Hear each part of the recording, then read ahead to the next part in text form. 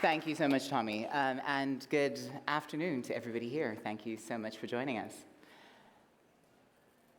Once upon a time, when rocks were still soft to the touch, Khoris perched on valley peaks, watching. Below them, a river flowed through the desert land, followed by animals, meek and massive, furred and feathered. And the fenceless expanse would only see a human or four when the moon ceased to be shy. No mooing, no braying, just chirps, chuckles, roars, and hoots. The land was as rich as the starlit skies. How do you honor memory without descending into the land of make-believe? I know that question seems loaded with all the right parts of an existential crisis, but I would dare to say that this is the heart of conservation. Conservation is about healing history and the present so that what we hold dear doesn't start feeling like a folktale from time far gone. When we're young, simply hearing 4 words, once upon a time, we know that we're going to be catapulted into a world where imagination is key. We're here today to talk to you about how Cheetah Conservation Botswana is harnessing imagination, innovation, and education so that we can rejuvenate what is steadily being lost in front of our very eyes. If I were to tell you a story about Botswana, I would talk about a landlocked country in the heart of Southern Africa, blessed with an abundance of wilderness, minerals, jewels, and people who smile from far deep beyond themselves. Their collective spirit mimics the ever-expansive and ever-beating sun, unrelenting across the Kalahari. But just as what goes up must come down, I'd also have to tell you about how many subsistence farmers are suffering at the hands of the climate crisis. I tell you about how we have a history of droughts that make food security an ever-rising concern for rural, remote communities, and how our very location has given us the very gift that we are here to fight for today: cheetahs. Cheetahs have been my favorite wildcat since I was a child when we learned about them, and it was immediately apparent to me that I shared 2 traits with the animal: slight build and feet that knew how to take speed on the racetrack. I marveled at cheetah facts, and much like many in Botswana, I had never imagined that they lived anywhere near me. This all happened in Botswana. Now, this is not me. I just wanted to give a shout out to our most recent Olympic gold medalist, Litsile Teboho, 200 meters, born and bred in Botswana. So this is part of the magic of Botswana. If you look at this map behind me, you will see that the story of cheetahs has changed. Where the cheetah populations and numbers were in 1900, that's the yellow parts, tells a completely different story to where we got to in 2016, which is the orange parts. From 100,000, it's estimated that we have fewer than 7,000 cheetahs in the world. Now, I wasn't born before 1900, and while youthful looks might be deceiving, between then and 2016, it shouldn't have ever felt like an impossibility for me to see these creatures in Botswana, but it did. However, cheetahs have also lost 77% of the range where they used to roam in the wild.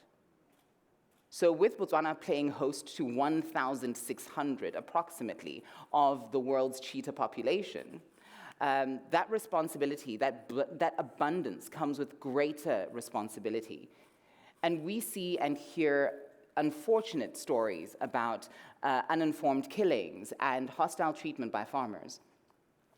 Occasionally, this means we have to get into contact with our flagship species, such as earlier this year, where 3 cubs and their mother came our way through conflict. CCB intervened, well, in an effort for her to feed her cubs. The mom took a sheep on a local farm, and the farmer didn't want the cats to be on his property, so he captured them quite easily.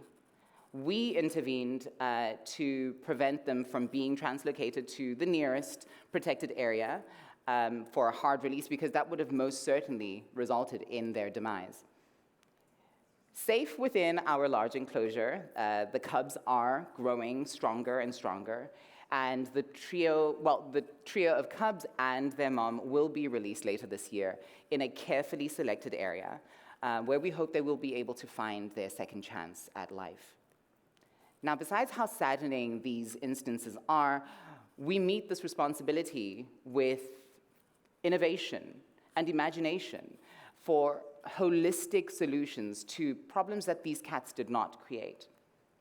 Through working in conservation research to better understand our environment, and also working and supporting farmers with management and tools such as livestock guarding dogs, and collaborations with the communities and the government of Botswana towards developing sustainable models of development, we are paving the way to show how coexistence can be a lived reality.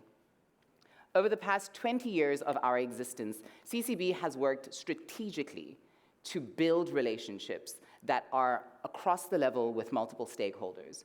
So whether it's traditional chiefs and the government of Botswana, or it's educators and researchers, young children and craft producers, and of course the farming communities of the Western Kalahari, they're all walking besides us, imagining a future where we are not going to talk about cheetahs in the past tense. This is no easy task, even for a team that is as dedicated and skillful as ours. As co-occupants of this region, it is important for us to all be on the same page when it comes to knowing what we think of when we say coexistence.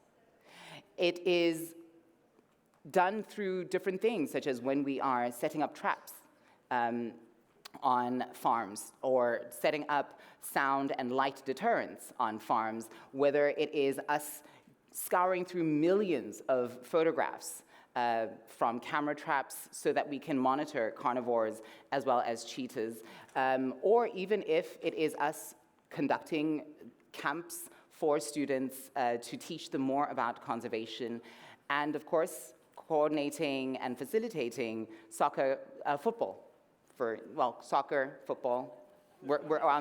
We've got that on the right page. Football camps for the young and the old. We are finding different ways of involving the communities in the work that we do.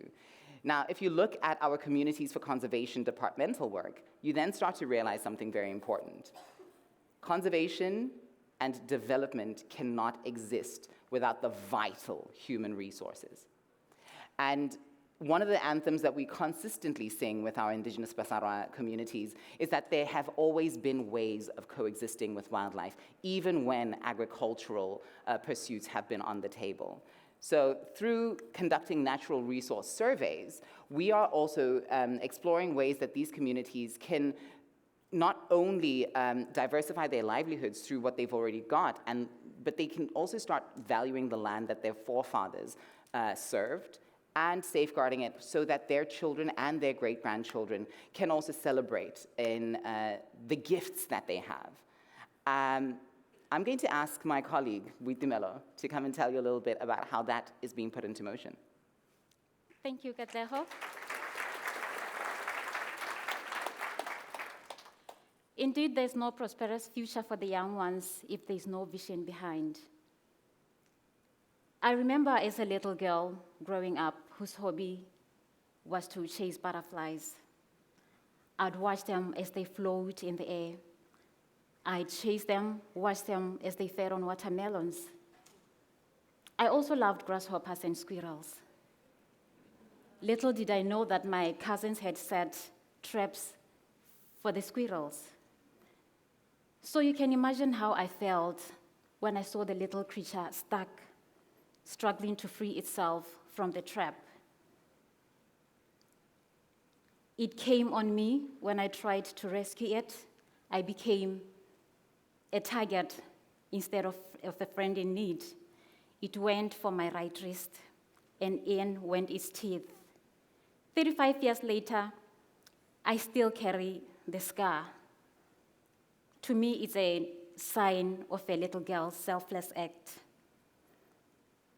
It would be many years later that I learned of a conservation organization based in Botswana, caring for cheetahs. My host mom, as I was on exchange visit, told me a story about the tour she took to Mokolodi Nature Reserve, where Rebecca Klein was caring for the cheetahs.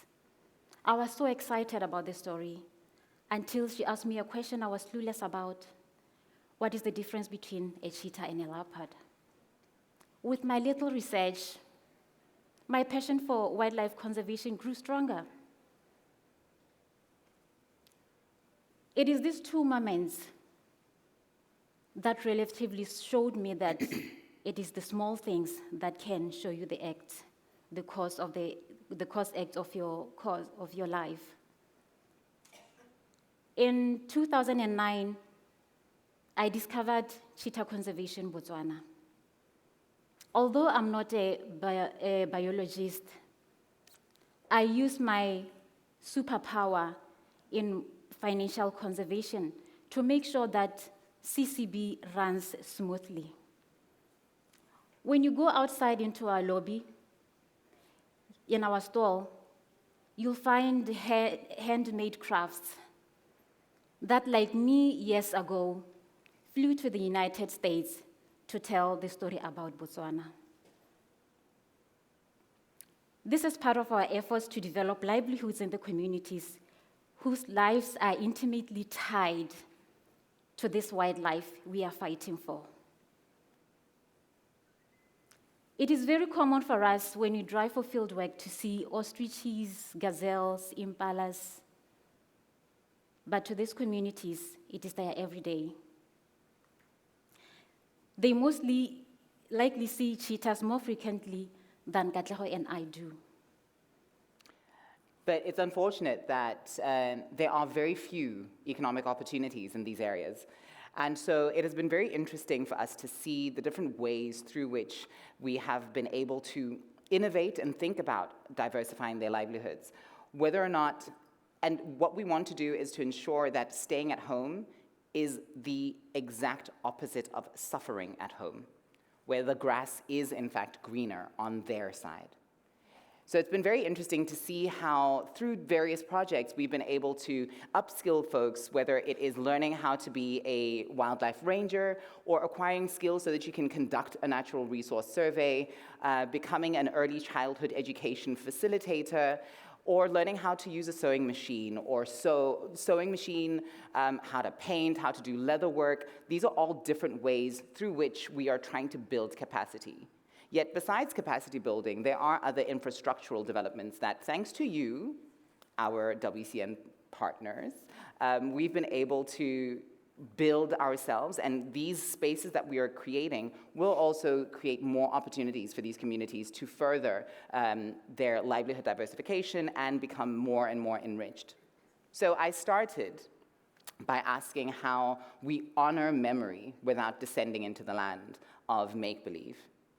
Last year, I presented on our Indigenous Knowledge and Cultural Preservation Project, which we are conducting with the villages of Bere, Katlego, East Hanahai, and West Hanahai. We're facilitating members of these communities as knowledge bearers as well as custodians of fast disappearing cultural gems, and ensuring that they are able to pass these on to the next generation.